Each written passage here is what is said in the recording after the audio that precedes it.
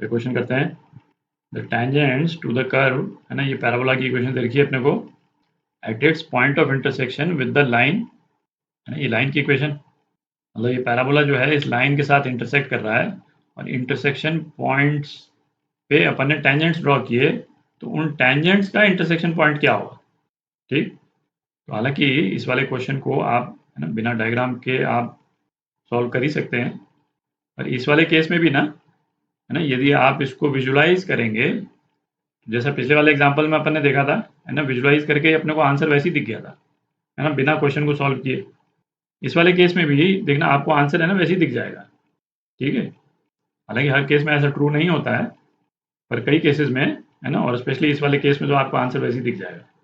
है ना, विजुलाइज करते हैं इसको जरा, इसको विजुलाइज करते हैं पैराबोला को, है ना, X square is equal to 4ay वाले फॉर्म में लिख लेते हैं अपन, X minus two square is equal to Y plus one. ठीक, पैराबोला का वर्टेक्स जो है वो कहाँ हो गया, पैराबोला का वर्टेक्स जो है ये 2 और ये 1, है ना, 2 माइनस 1 पे हो गया। ठीक, और ये ऊपर की तरफ खुल रहा है, पैराबोला का शेप जो है वो कुछ इस टाइप का हो जाएगा, देख रहे हैं, कुछ इस टाइप का शेप हो गया। ये वाला पॉइंट 2 है और ये वाला पॉइंट क्या है, -1। अच्छा, स्ट्रेट लाइन की इक्वेशन क्या देखिए अपने को, x is equal to Y plus three, इसमें देखें, है ना, x इज इक्वल टू 0 पे y क्या है, -3, है ना, यहाँ पे कहीं पे आ जाएगा। ठीक, और इसका स्लोप जो है वो 1 है, तो ये वाली जो स्ट्रेट लाइन है वो कुछ अप्रॉक्सीमेटली इस तरह से जा रही है ना, बिल्कुल एग्जैक्ट किन किन पॉइंट्स पे कट कर रही है अभी वो नहीं देख रहे हैं अपन, है ना, पर ये तो दिख ही रहा है कि ये स्ट्रेट लाइन जो है वो इस तरह से जा रही। तो इंटरसेक्शन पॉइंट्स कौन से हो गए, एक ये हो गया और एक ये हो गया, और इस पे यदि आप टेंजेंट ड्रॉ करेंगे तो एक टेंजेंट यूं हो जाएगा और दूसरा टेंजेंट यूं हो जाएगा। आप दिख रहा है इन टेंजेंट्स का इंटरसेक्शन पॉइंट ये हो गया।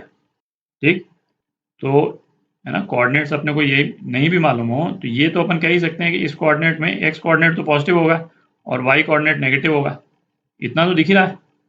और आप ऑप्शंस यदि देखें तो इसमें एक ही ऑप्शन है जहां पे एक्स कोऑर्डिनेट पॉजिटिव है और वाई कोऑर्डिनेट नेगेटिव है, सी पार्ट। ठीक है, तो आपका आंसर जो है वो सी पार्ट है। इस डायग्राम से, है ना, आप वैसे ही निकाल सकते हैं कि ऑप्शन जो है सी करेक्ट है। तो अब इसको मैथमेटिकली कर लेते हैं। तो इंटरसेक्शन पॉइंट्स निकालने सबसे पहले तो अपने को, तो ऐसे करते हैं, है ना, ये एक्स की वैल्यू, है ना, यहाँ पे डाल देते हैं, तो क्या आ जाएगा, एक्स की जगह वाई प्लस थ्री, तो ये आ गया y plus one square is equal to Y plus one. तो वाई प्लस वन यदि अपन कॉमन ले लें तो क्या आ जाता है, y plus one minus one is equal to zero. तो वाई की दो वैल्यूज आ गई, वाई इज इक्वल टू, एक तो -1 और दूसरा क्या है, वाई इज इक्वल टू 0। जब वाई इज इक्वल टू -1 पे एक्स की क्या वैल्यू हो जाएगी, यहाँ -1 डाल दें तो ये 2, और वाई इज इक्वल टू 0 पे एक्स की क्या वैल्यू हो जाएगी, 3 हो जाएगी। तो ये इंटरसेक्शन पॉइंट्स आ गए। अब इन पॉइंट्स पे ये जो टेंजेंट्स हैं, है ना, दो टेंजेंट्स L1 L2 जो दो लाइंस हैं, है ना, इनकी इक्वेशन निकाल लेते हैं, थोड़ी जगह बना लेते हैं। तो पैराबोला की इक्वेशन में, है ना, ये ब्रैकेट खोल लेते हैं, तो इक्वेशन जो है वो क्या हो जाएगी पैराबोला की, x square minus 4x minus Y plus three is equal to 0। अच्छा, ये पॉइंट्स क्या हैं अपने, जिन पे अपने को टेंजेंट की इक्वेशन निकालनी है, x1 y1 है, तो टेंजेंट की इक्वेशन अपन पैराबोला की इक्वेशन से सीधी लिख सकते हैं, है ना, x1 minus twice x plus x1, है ना, जो सब्स्टिट्यूशन जो अपन करते हैं टेंजेंट की इक्वेशन निकालने के लिए वो कर रहे हैं अपन, minus Y plus Y one upon two plus three is equal to 0।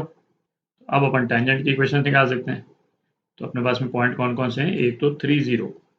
ठीक, तो इस वाली इक्वेशन में 3 0 डालते हैं, तो 3x minus twice x plus three minus y by two plus three is equal to 0।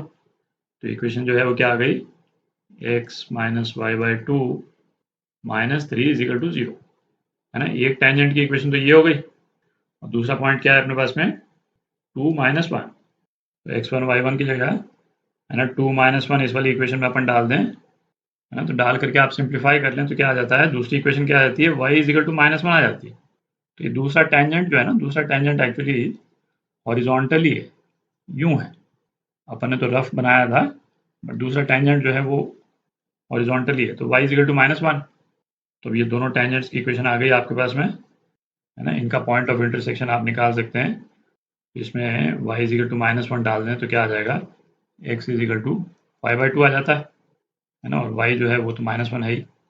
तो ये आपका आंसर है ना, जो एक्सपेक्टेड था, है ना, सेम। तो क्वेश्चन करते हैं, if a focal chord of, है ना, पैराबोला की इक्वेशन दे रखी है, इज अ टेंजेंट टू, ये सर्कल की इक्वेशन दे रखी है, then the values of slope of the chord are. तो एक बार विजुलाइज करते हैं इसको, है ना, ग्राफ डायग्राम बनाते जरा।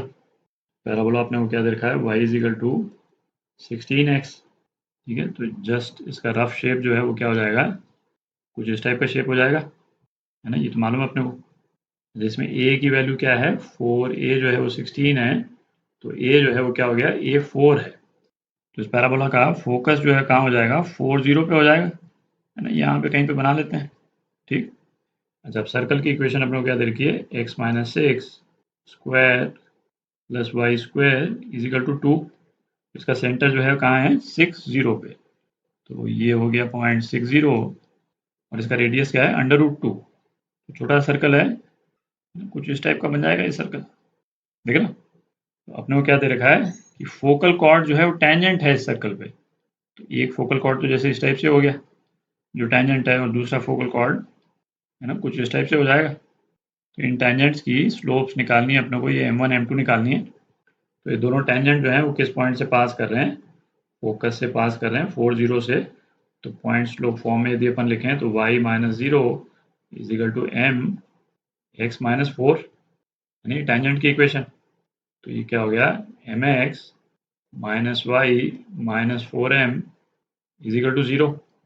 तो ये जो टेंजेंट है ना, सर्कल के सेंटर से डिस्टेंस जो है वो कितना होगा, √2 होगा, ठीक। तो ये टेंजेंट का सेंटर पॉइंट से डिस्टेंस, सेंटर पॉइंट मतलब 60 से डिस्टेंस, है ना, क्या हो जाएगा, mod 6m + 0 - 4m upon √1 + m², और ये किसके बराबर, √2। तो इसको आप स्क्वायर कर दें तो क्या आ जाता है, 4m² इजिकल टू 2m² + 2। तो m की क्या वैल्यू आ गई, है ना, +-1।